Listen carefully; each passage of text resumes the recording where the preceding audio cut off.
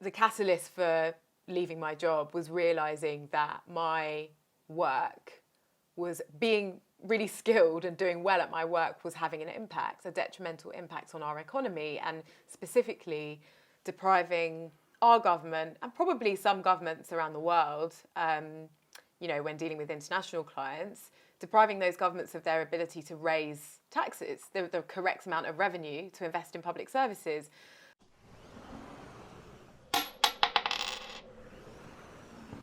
Okay, so you did that for a few years. A good 10 years.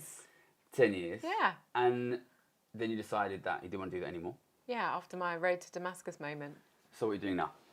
So I basically started to get an idea for an alternative form of wealth advice, which is more progressive, which is all about supporting individuals who have really strong values, who have wealth, want to do something really powerful with it to transform the world, to try and solve some of our most complex challenges as a society and a global community. So essentially I set up the Good Ancestor movement, and we work with private clients, so individuals and families. We support them with their wealth planning, and we help them to kind of centre redistribution. So in the private wealth industry, which comprises, private client lawyers like myself, accountants, different tax advisors, private bankers, that whole industry is effectively a system which is designed to perpetuate wealth accumulation. Mm-hmm. So there's this kind of underlying narrative which essentially legitimizes the continued accumulation of wealth, even if it's excessive, and kind of assumes that most wealthy people want to keep accumulating wealth at all costs. And the other narrative is that tax is essentially synonymous with waste. So tax is essentially waste. And we talk a lot about tax efficiency and tax mitigation strategies and that kind of thing. And it's all about reducing the amount of tax that you could possibly be exposed to as a wealthy person. So the Good Ancestor movement flips that. And essentially we help people align their wealth with their values by committing to kind of place limits on the amount of wealth that they have during their lifetime. Think about radical redistribution, but also we support people to think about how they align their behaviours around tax with their values. So a lot of our clients are quite progressive. They want to overpay tax. Some of them don't take sort of tax relief. Some of them don't have ISAs because they really believe in the power of taxation. It's the lifeblood of the social contract, as many people say. So that's what we do. So you're trying to convince wealthy people to pay more tax, essentially? I'm not convincing anyone. Okay. I made a really strategic choice when I started the Good Ancestor movement that I only wanted to work with wealthy individuals who kind of get this stuff, who are already concerned about inequality, they're worried about climate change, they're worried about what extreme wealth is doing to the economy, and so they're already on board and they're already thinking around how they want to minimise their wealth. They're already kind of uncomfortable about how much money they have. They feel uncomfortable about their tax position. They feel like they're not paying enough tax. So I'm really giving agency and knowledge to kind of wealthy individuals who fit that profile. And if they want to go and influence their peers and their families and their networks, that's up to them. But I'm not kind of doing that emotional labour. Okay. So it's a big change, obviously, in what you're doing. Yeah, How massive. have you found that transition? It's been huge for me, actually. I think the biggest thing for me is that I learned very quickly that it's impossible to have this conversation and kind of depoliticize it. You can't depoliticize wealth inequality. Like, it's inherently political. It's a result of political choices that have been made and continue to be made.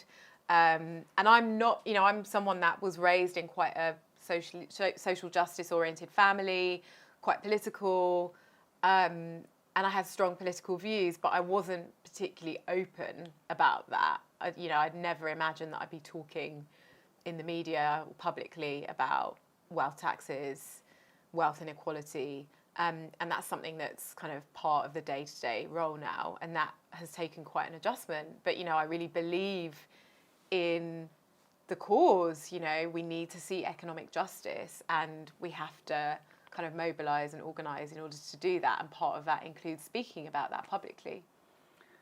Yeah, it's also, I remember when I first started talking publicly, like the stuff I've written is, I'm quite open about my sort of, that I've made a lot of money, that I'm a millionaire, this kind of stuff. Yeah, it's strange at first, because obviously previously I wouldn't talk about that kind of stuff. But yeah, have to do it, I guess, if that's what you believe. Yeah, and I think we're really uncomfortable about talking about wealth in British society. It's one of the great taboos, isn't it? Yeah. But actually, we need to talk about, one of the things I find really interesting is that the economy is kind of treated as this abstract phenomenon, like, quite mathematical, kind of very elitist, but actually... I think it can be quite exclusionary. Yeah, it exactly. Can be like, we're the economists, we do the numbers, yeah. and we tell you whether it's working But or we not. all have a relationship to the economy, don't we? The way that we spend, the way that we save, what we choose to consume and acquire. I remember a big thing that sort of got me thinking about this was, I don't know if you remember, in 2011, just after the financial crisis, we had the situation that was quite similar in many ways to what we're experiencing now, which is, in many ways, the economy was said to be bouncing back. GDP growth was high, unemployment was falling. But we had a cost of living crisis, like we do now, which was driven primarily by like food and energy. And the media would say, like, we've got a strong economy, but a cost of living crisis. And I remember thinking at the time, like, what an amazing way to describe an economy, right? Because if people can't afford to live, how can that be a strong economy? And we're seeing it again now, where it's this sort of, there's this, the rich are making more money than they've ever made in the past. Ordinary people can't afford to eat. And it's like, well, there's nothing we can do.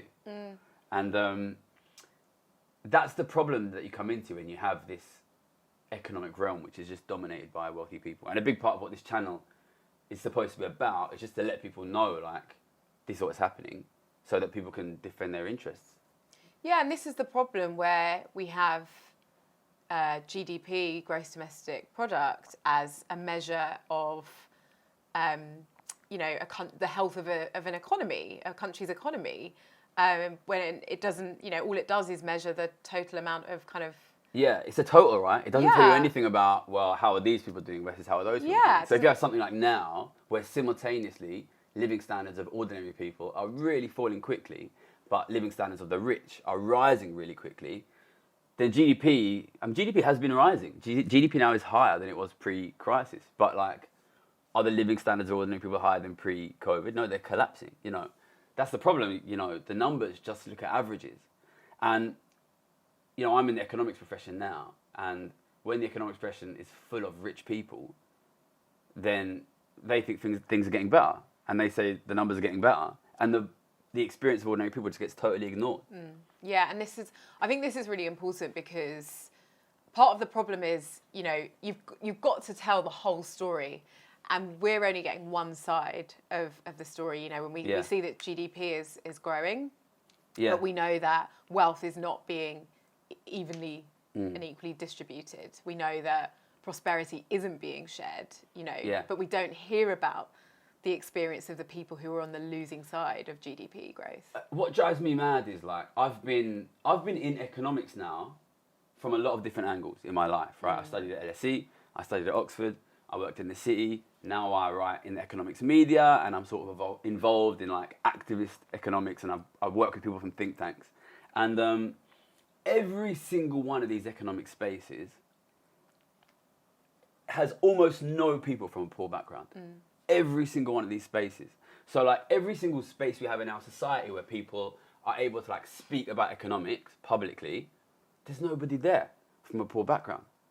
And it just, for me, it drives me mad, because for them, they can it's all about abstractions for them, you know what I mean? But they don't really know what's happening. And I'm well aware that now I'm a wealthy person, but I didn't grow up a wealthy person, and my sister is not a wealthy person, my parents are not wealthy people, you know what I mean? And the people I grew up with are not wealthy people.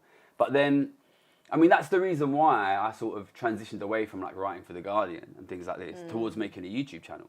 Because I feel like we've created this space where nobody who's from that background is allowed to speak about economics. And then most people are from ordinary backgrounds, and who are they going to go to get their advice? Yeah. So it drives me mad, Yeah. obviously. I know you watch the video, so you'll see how angry I get about it. Yeah, it's really important to democratize access to economics, but also to redefine it essentially, because it's become this abstraction. People don't think about economics when they go to the supermarket, when they're spending. Yeah. Who's that money going to? That's exactly what I want people to feel is like, your life is the economy. Yeah. The economy is about your life. And if you can't afford to put the heating on, or if you can't afford to feed your family, or, at a level of security above that, if you don't know how you're going to get a house, or how your kids are going to get a house, or how they're going to get financial security, that is an economic problem. And you should be allowed to say that is an economic problem. You should be able to demand that the economists who work for the government and who work in the media address those problems realistically. But yeah, it's not happening. So, I wanted to ask you to talk a little bit about the economic situation we're in now, from your perspective, and whether that's you personally or the people you know or the people who are around you. Just how do you feel about the space we're in now economically and what's happening? Well, it's really worrying, actually. I think I've been really feeling it over the last couple of weeks, that this kind of heaviness around, a lot about what you have said repeatedly is that, if we don't start to tax wealth and begin to close the gap, this is an economic disaster. And I'm starting to see glimpses of what that disaster could look like. And it's when ordinary people can't spend money in the real economy, and the economy just grinds to a halt. And I think we're starting to see that now with high inflation, which you said it essentially acts as a tax on ordinary people, an additional tax when they've already had national insurance increased. Council tax has gone up, everything's gone up, energy prices have gone up. And what happens if ordinary people aren't able to afford to spend in the real economy? Yeah. That's really worrying for all of us. That's a problem for all of us. So I'm really concerned about it. I'm really concerned that the government is not listening to the demands for taxes on wealth. We urgently need an overhaul of our tax system. For too long, in the current, whether or not you agree with wealth taxes in principle, I think everyone has to acknowledge that we've been living in this low interest rate environment for such a long time, which has made lots of wealthy people acquire assets like property, invest in stocks, and we've seen asset price inflation. And it's extreme wealth concentration, it's extreme wealth inequality that we're seeing, and we've got to address the economic imbalance that we have now. Otherwise, as you always say, it is going to be a disaster. Yeah. What drives me mad is the way so many people in the media and in government talk about it as if it's unavoidable. I've said it a million times, I'll say it again, £450 billion went from the government to the rich in the last 2.5 years. And I think Kwasi Kwarteng, government minister, said we've given £9 billion to support those who are struggling. Well, you give £450 billion to the rich, then you give £9 billion to support people who are struggling. That money is there and it can be used. And you could increase your support by, I think, what's that, 5,000%?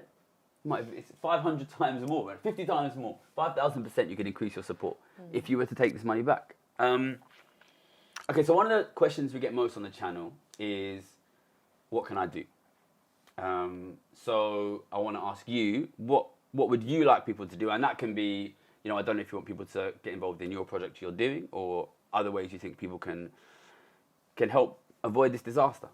Yeah, I think one thing that, you often talk about this yourself is, it's the power of community. You see what happens when people come together and they start raising their voices and demanding change. And I'm amazed that the streets are not already burning. I'm amazed. And I think it's probably because people are, everyone's just trying to survive the system, aren't they? They're trying to hold on to their jobs, maybe find better paying jobs, and, trying to pay childcare. And so we're all kind of distracted. And then, I think the default reaction is to consume in order to numb some of the feelings that come up and the panic. When actually what we need to do is channel that into action collectively, and start talking about wealth inequality. Make it an issue in the public domain. We've got to raise public consciousness. This is unacceptable. We live in the 5th most advanced economy in the whole world, and we've got more food banks than McDonald's in the UK. a couple of weeks ago, there was a hospital that, or a few hospitals that have started food banks for their workers because they can't afford to feed their families. We shouldn't be accepting this kind of stuff, you know, in the fifth most advanced economy in the whole world. Yeah, I think it's interesting that that's what you come out with this community, because it's a thing I've been thinking about more and more, which is, you know, if you look at what's happening now in the economy, the rich have done unbelievably well in the last two and a half years. Unbelievably well. They've, you know, I've said it a million times, right? It's the biggest ever increase in wealth, you know. Even in this last year, there's been a further increase, you know, we saw in the Times Richest, which came out recently. And ordinary people are increasingly struggling. We're not just talking about the bottom 10%, 20%. We're talking about, like, most people are seeing their lives in some way really materially impacted, right? So what you're seeing here is pretty obviously, if you think about it, what you'd expect to see if you have a sudden and big increase in inequality, which is rich people's lives get much better and the rest of us struggle. And there's a question here of, like, why do we accept this? Yeah. Why do people accept this, right? Like, why? And I think a problem with it is what you say, which is we've kind of convinced people that your job is to take care of yourself and to take care of your family. Yeah. But we've also created a system where continually wealth is being transferred from the masses to the rich, which is essentially, it's sort of like, it makes it harder and harder and harder for the individual to take care of themselves and take care of their family. But we've trained individual people that you have to take care of yourself and your family, whilst we're continually rigging the game to make it impossible. It's like we're sucking the oxygen out of the room and we're saying, just try harder to breathe. You know what I mean? Yeah. But if you don't change this systemic problem, then eventually family after family after family is going to fall off the bottom. And I think the only way an individual person can take care of themselves and their family in the long term in that situation is to unite with other families and say, listen, we need to change the system here because the oxygen's being sucked out. So I think sort of, this is why I'm saying in a lot of my videos, you need to come together. Yeah. You need to come together, you know, because, and you know, you see increasingly in the media trying to drive division between people from the north and people from the south, and between people of different ethnicities and between people of different cultures, and even between men and women. You know, you try and see divisions being driven by the media, and I feel that's because they know that if people were to actually come together and say, look at what's happening here, they would agree that we need to tax the rich more and make life better for ordinary people. Yeah, I mean, is it Thomas Piketty who is basically saying that we're going backwards towards 19th century levels of inequality, which is terrifying. And, you know, we all know what happens when societies become horribly unequal. It's bad for democracies. It destabilises democracies. It's not healthy for societies to be drastically unequal. Yeah, well, I mean, this is exactly what this channel is about, to let people know, and to let people know that it's not, whilst it is not good from a moral perspective, it is affecting your family. This is why you can't get a house, this is why you can't get financial security. And it doesn't have to be this way. Yes, which is, on that point, I want to come to the last thing, which is basically like, okay, things are not good, things are getting worse. But I want to give people a message, perhaps, of how things can get better. So do you think there's a way in which we can start moving society to a direction where things are getting better and we're moving towards positive progress? Yeah, I mean, I think, you know, I talked a bit about public consciousness and engagement in, you know, not giving up and not accepting that this is okay. You talked a bit about it's all on us as individuals. That is a very powerful narrative that has been cultivated by particular sections of, I guess, of the political elite, and is, you know, it's a very strong culture, but we need to learn to cooperate together as communities. And one thing I feel really strongly about is empowering people to be active citizens. You know, write to your MP, harass your MP. That's what they're there for. You know, learn to make freedom of information requests. You know, get the receipts. You know. Yeah. You know, you're able to write to lots of different public bodies and make freedom of information. What I would say on top of that is, you know, because some people might write to their MP and, you know, they might not get the responses they want. Yeah. But on top of that, you need to build those connections within your community, within your family, the people you work with, because ultimately that is the power of ordinary people. Yeah. Is that there's more of them. And if those connections get built, people will realise that, listen, we're all getting hit by this, you know. Everyone in the bottom sort of 90% is getting hurt by this, and things are getting harder and harder and harder, generation after generation. So if we have those connections and people realise we're in this together, then that will be our power. Yeah, is in numbers. 100%. And I think there's so much power in social movements as well. Like when you think about it, there was a time in life where I wouldn't have had a bank account because I wouldn't have been allowed one in my own name. I wouldn't have been able to vote. We didn't have an NHS. It was like a radical Marxist idea. You know, we can really change stuff when we come those together. those things were achieved by poor people coming together and demanding them. You know, and I think it's worth people remembering that, you know, 70 years ago, the poor people of this country demanded housing, education, healthcare, you know, for anyone who was going to work, and they got it, you know, and we can still have that now. So I think it's possible, and I wouldn't do this if I didn't think it's possible, you know. Like you, I left a job that was a well-paid job because I think we can make things better. So yeah, no, it's eminently possible. I think it's all about mindset. This is going to be a long game. We really need each other to encourage each other and support each other as we kind of resist, you know. So yeah, the future's bright.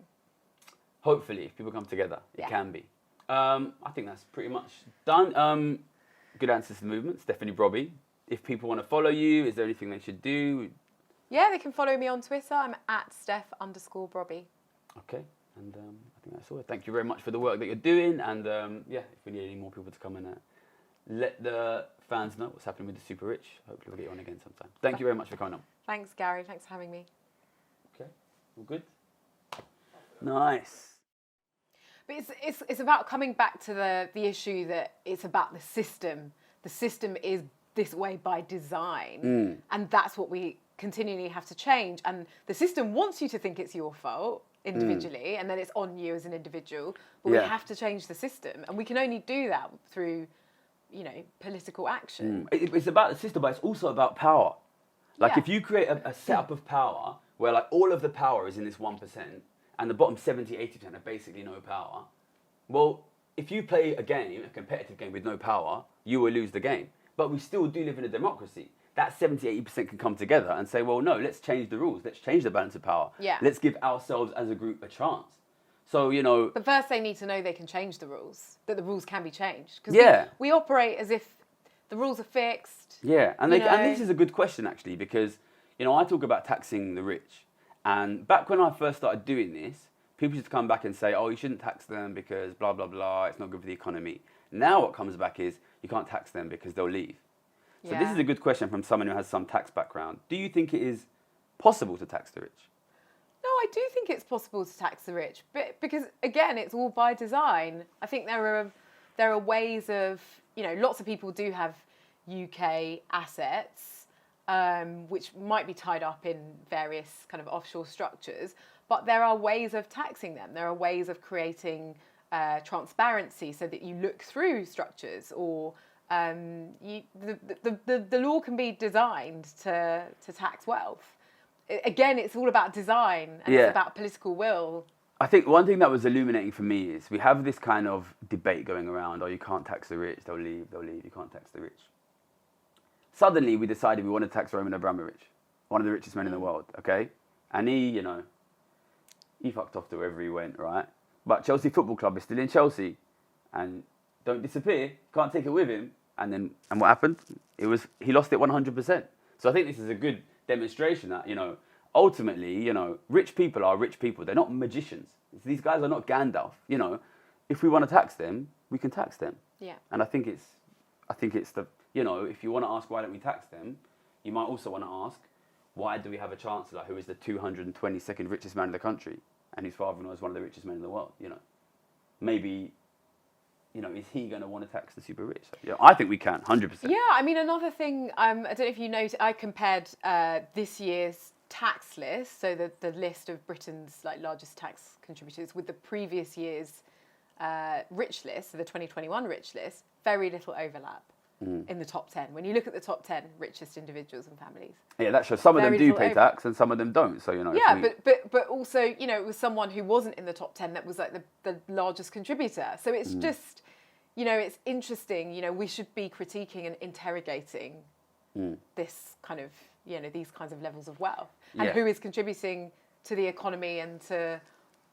the state. Yeah, and unfortunately the media don't question it enough. So we have to. We have to start asking those questions. And the viewers have to question it as well, because ultimately it's the ordinary families that are losing out, and we're seeing that more and more. Yeah.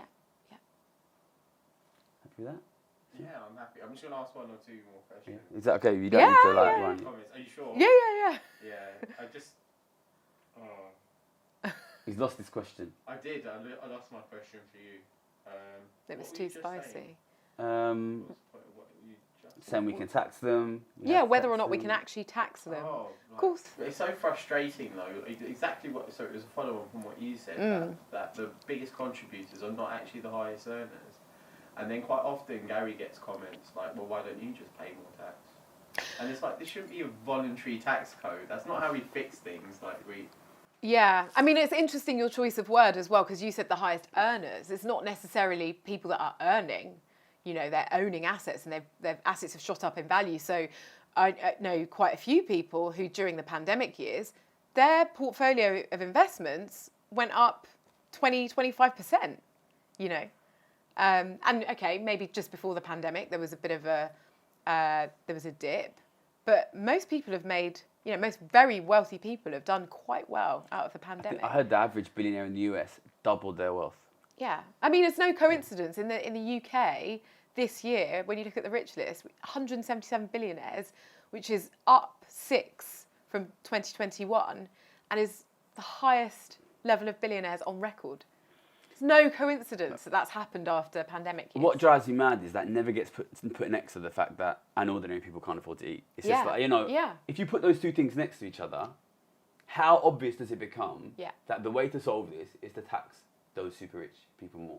And yet it just doesn't, it blows my mind. Well, I mean, it doesn't, because I know how this world works, and I know that it's wealthy people who are in a lot of positions of power. But, you put those two things next to each other, that, next year, seriously, tens of millions of people in this country will have to choose between turning the heating on and eating food. And at the same time, the biggest ever increase in millionaire and billionaire wealth. You don't need to be a genius to figure out what needs to be done here. And yet, for some reason, the political parties are not doing it, so it needs to be a movement from us that does it. Yeah. That's great. I have one more. Yeah, that's fine.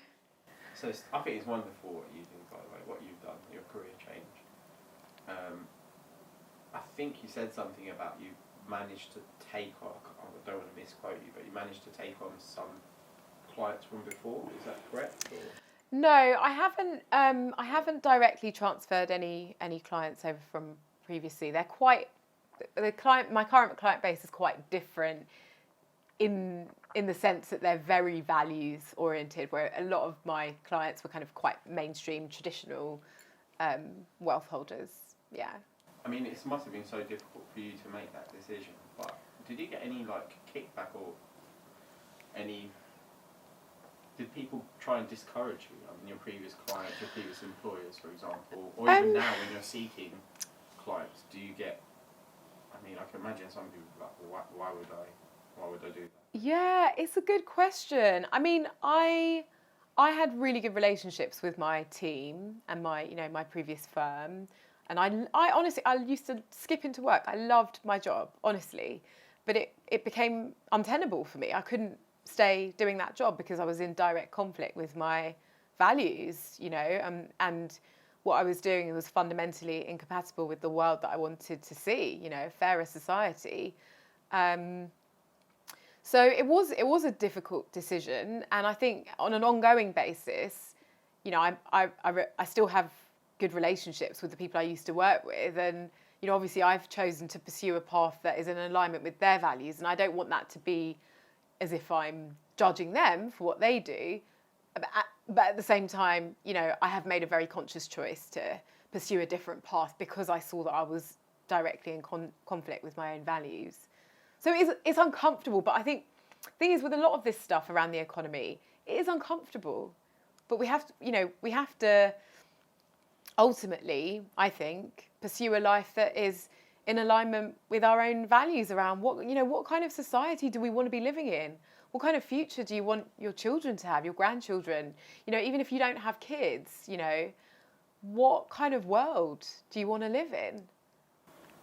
I mean, you're clearly not one to tell your previous colleagues like, how to think, but is it just you that feels like this? Like, almost like in the economics profession for Gary, sometimes it feels like it's just him. Like, when you speak to him, I think he says there is a bit of a consensus now. But then, due to the nature of the jobs, people are almost trapped in their job. They can't really speak out to the media. Is it similar in the field that you've come? Well, this is part of the issue, right? You know, people in our jobs, we, you know, earned higher than the average salary. You know, many of us did quite well. But that, you know, the salaries enabled us to take out mortgages, and, you know, people become trapped, I think, in particular lifestyle. And so even if they do find that they're coming into conflict with their own values, or they're beginning to question stuff, I think there's a level of,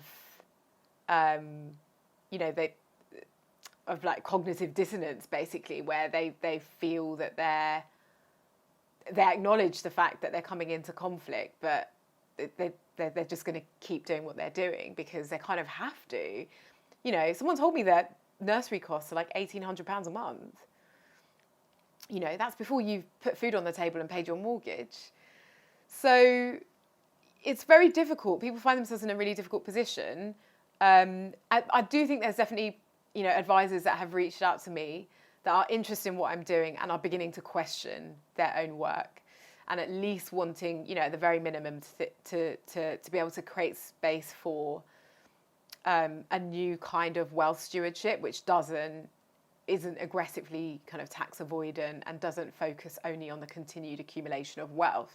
So they're kind of reassessing the purpose of wealth, which has traditionally been to accumulate for private gain and for future generations. And actually there's like a much broader considerations around, you know, benefiting the public and, you know, extending that, you know, who gets the benefit of wealth, and how sustainable it is to keep accumulating wealth, because it's becoming a systemic risk. Extreme wealth inequality is a systemic risk. I think a lot of the people I used to work with, they're sort of, you know, their job is to analyse the economy, and especially if they worked with me, they've seen my predictions for like 10 years now, and my predictions be right for 10 years. So it's kind of hard to discount it. So a lot of them have basically come around to the idea like, okay, like things are broken.